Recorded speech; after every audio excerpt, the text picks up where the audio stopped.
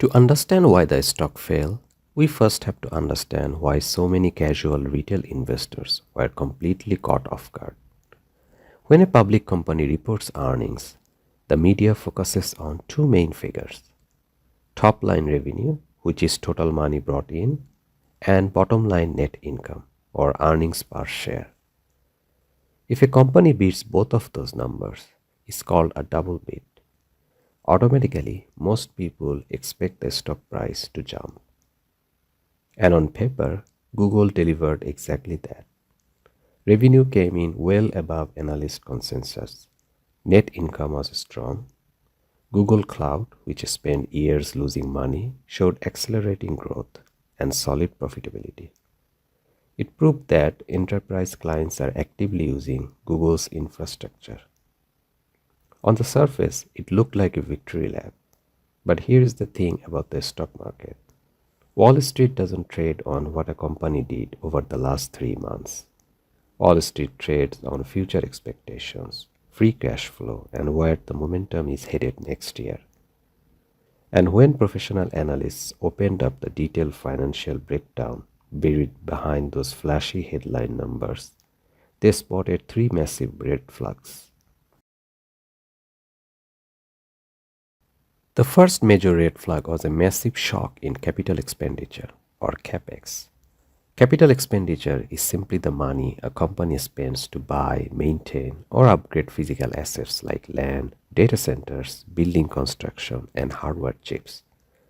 Over the last year, Wall Street has been obsessed with AI.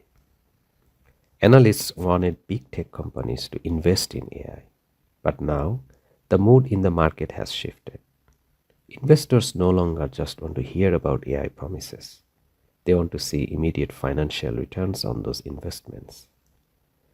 Google revealed that its capital spending surged far past what analysts had predicted for the quarter. We aren't talking about a small rounding error here.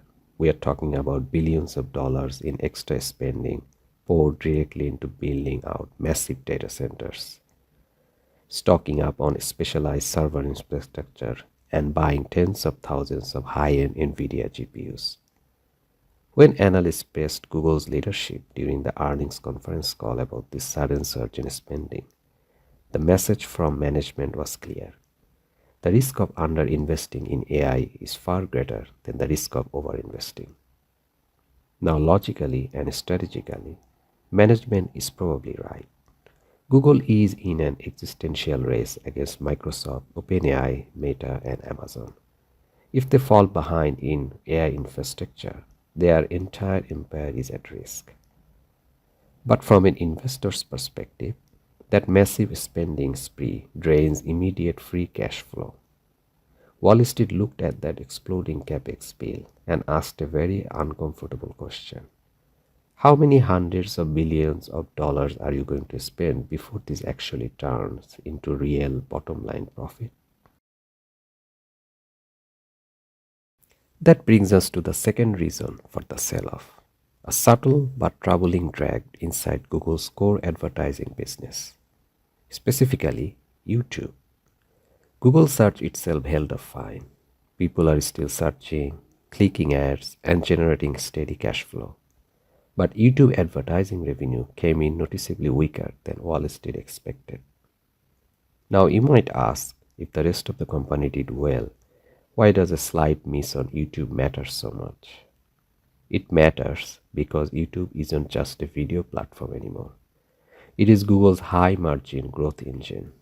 It's the platform designed to capture the shift of advertising dollars moving away from traditional cable television and into streaming digital media. A small percentage miss on YouTube ad revenue signals two potential problems. First, it suggests that digital advertisers might be tightening their marketing budgets due to broader economic uncertainty.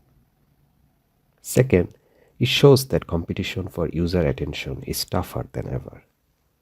Platforms like TikTok and Instagram Reels are fighting aggressively for short-form video dominance, while rivals like Netflix and Amazon Prime Videos are ramping up their own ad-supported streaming tiers.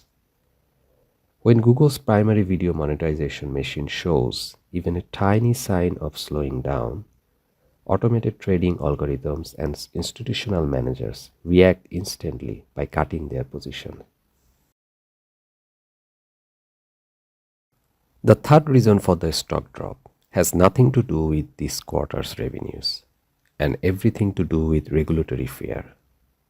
Even when Google prints tens of billions of dollars in profit, there is a giant legal dark cloud hanging over the business. The US Department of Justice, along with European regulatory bodies, has been taking aggressive legal action against big tech monopolies, and Google is right in the crosshairs. There are two major regulatory threats spooking investors. First, there is the antitrust litigation over Google's search dominance. Regulators have heavily scrutinized the exclusive multi-billion-dollar deals Google pays to companies like Apple to remain the default search engines on devices like the iPhone. If courts or regulators eventually force those deals to end, Google's search traffic could take a direct hit. Second, regulators have actively targeted Google's digital advertising technology stack, arguing that controlling both the buying and selling side of online ads creates an unfair monopoly. Some officials have been floated the idea of trying to break up parts of Google's ad business entirely. When a company faces structural legal threats that could alter how its business operates, investors demand a regulatory discount. It means they simply aren't willing to pay as high a valuation for their stock. So when an earnings report shows even a minor flaws like high AI costs or a small YouTube miss, traders use it as the perfect excuse to take their profits and step back. So where does all of this leave us? Is Google stock actually in trouble, or was this sell-off just a classic Wall Street overreaction? To answer that, you have to look at both sides of the argument. If you are a bear on the stock, the picture looks risky. You see a company forced to spend infinite amounts of capital on AI hardware just to defend the search dominance it already has. You see YouTube facing tough competition, and you see governments around the world actively looking for ways to trim Google's power. But if you are a long-term bull, this drops looks like a classic misunderstanding. Google still holds an overwhelming majority of global search market share. Its Google Cloud division is profitable and accelerating. And unlike almost any other company on earth, Google has an end-to-end AI advantage, owning everything from its custom AI TPU hardware chips all the way up to industry-leading research teams at Google DeepMind.